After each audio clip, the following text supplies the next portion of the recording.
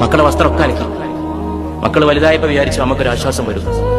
അപ്പൊ പേരക്കുട്ടികളുടെ വസ്ത്ര കൂമ്പാരങ്ങൾ കൊണ്ടുപോയിട്ട് അങ്ങോട്ട് ഇട്ടുകൊടുത്തു, ഇതും കൂടി അലക്കിക്കോ. ഒരു കാശും കൊടുക്കാതെ എല്ലാം അലക്കുന്ന ധോബി, മലയാളക്കരയിലെ അമ്മ. അവളെല്ലാം അലക്കും. ഏത് അടിവസ്ത്രം? മടുപ്പ് പറയൂല. കാരണം അവളുടെ ജീവിതം തന്നെ മടുപ്പിലാണ്. അവൾ മലമൂത്രങ്ങളിൽ വളർന്നതാണെന്ന് ശങ്കരാചാര്യൻ ലോകത്തോട് പറഞ്ഞു.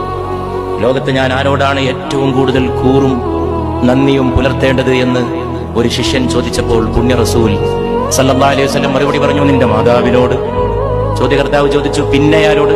മാതാവാന്ന് മനസ്സിലായി, അടുത്ത ആളാരാന്നാണ് ചോദ്യകർത്താവിന് അറിയേണ്ടത്. അപ്പോഴും വന്നു, നിന്റെ മാതാവിനോട്. ചോദ്യകർത്താവിന് അത്ഭുതം തോന്നി. മാതാവാണെന്ന് ഒരിക്കൽ പറഞ്ഞു, മനസ്സിലായി. രണ്ടാമത്തെ ആളാരാണെന്നാണ് ചോദിച്ചത്. അപ്പോഴും അതെന്നെ പറയുന്നു. മൂന്നാം വട്ടം ചോദ്യകർത്താവ് വിടാതെ പിടികൂടിക്കൊണ്ട് ചോദിച്ചു, അടുത്ത ആളാരാണ്? Who is the next?